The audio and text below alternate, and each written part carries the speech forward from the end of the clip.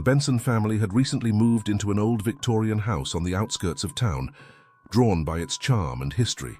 The house was a bit of a fixer-upper, but they were eager to make it their own.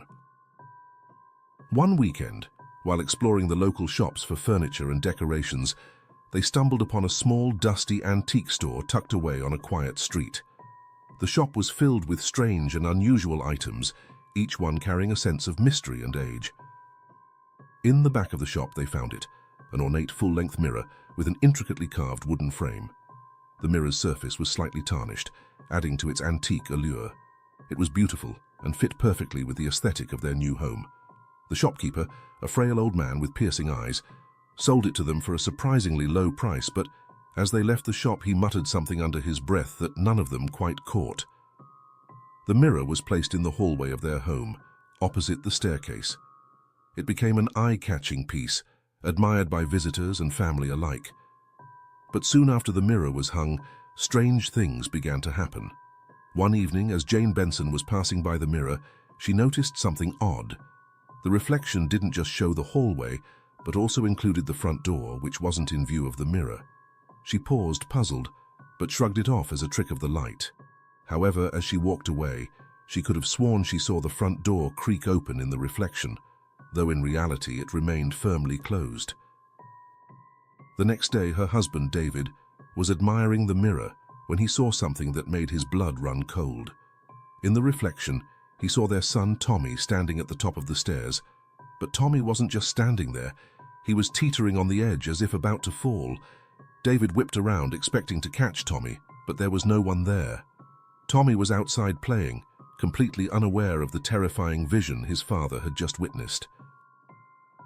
Shaken, David told Jane what he had seen, and she confessed her own unsettling experience. They decided to keep an eye on the mirror, wondering if their minds were playing tricks on them. But as the days passed, the visions in the mirror became more frequent and more disturbing. One night, Jane saw herself reflected in the mirror standing in the kitchen. In the reflection, she was chopping vegetables when suddenly, her hand slipped and the knife sliced deep into her palm. She screamed and dropped the knife, blood pouring from the wound. Horrified, Jane rushed to the kitchen to check on herself, only to find her hand uninjured. But the next day, while preparing dinner, the vision came true. Her hand slipped and the knife cut deep, just as the mirror had shown. It became clear that the mirror was not just reflecting reality, it was showing glimpses of the future. Dark, twisted glimpses that always ended in pain or tragedy. The Bensons were living in constant fear, dreading what the mirror might reveal next. One evening, David saw something that chilled him to the core. In the reflection, he saw the family gathered in the living room, but they were not alone. A shadowy figure stood behind them, its face obscured, its presence malevolent. The figure slowly raised a hand, and the lights in the room flickered and went out, plunging the scene into darkness. Moments later, the Bensons reappeared in the reflection, but they were no longer alive. Their bodies were sprawled on the floor, their faces frozen in expressions of terror. Terrified, David and Jane decided they needed to get rid of the mirror, but when they tried to move it, the mirror wouldn't budge. It was as if it were rooted to the spot, bound to the house by some dark force. Desperate, they turned to the old shopkeeper, hoping he could tell them how to break the curse.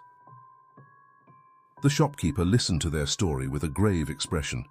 He revealed that the mirror had once belonged to a wealthy family who had met a tragic end. The patriarch of the family had been obsessed with the occult and had used the mirror in dark rituals, believing it could show him the future. But the mirror had become tainted, cursed to show only death and despair. The shopkeeper had acquired the mirror after the family's demise, hoping to keep it out of the hands of those who might misuse its power.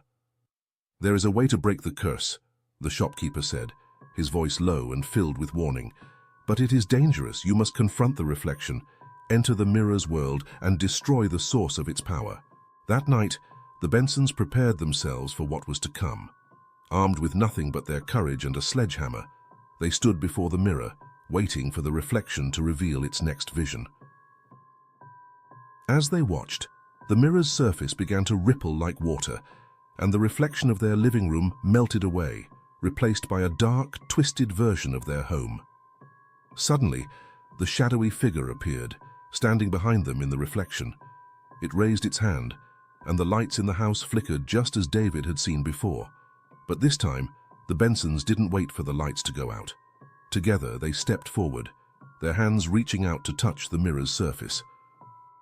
Instead of feeling cold glass, they felt a strange warmth, and then, with a pull that felt like being sucked into a vortex, they were dragged into the mirror. Inside, the world was a nightmare. The house was warped, with twisted hallways and rooms that led nowhere. The air was thick with a sense of dread, and the shadowy figure was everywhere, stalking them, its presence growing stronger with each passing moment.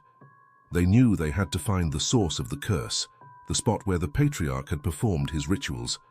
Guided by a sense of urgency, they made their way to the basement, where they found an altar surrounded by black candles, the air thick with the scent of decay. The shadowy figure stood before the altar, its face still obscured, its form shifting and unnatural. David raised the sledgehammer, his hands trembling. The figure turned towards him, and for the first time, they saw its face, a grotesque, twisted version of David's own face, filled with malice and hatred. But before the figure could act, David brought the sledgehammer down on the altar with all his strength. The mirror world shuddered, and a deafening scream filled the air as the shadowy figure dissolved into smoke. The mirror shattered, and the Bensons were thrown back into their living room, the pieces of the cursed mirror scattered around them. The nightmare was over. In the days that followed, the Bensons slowly recovered from their ordeal. They disposed of the mirror's remains and returned to the antique shop to thank the shopkeeper.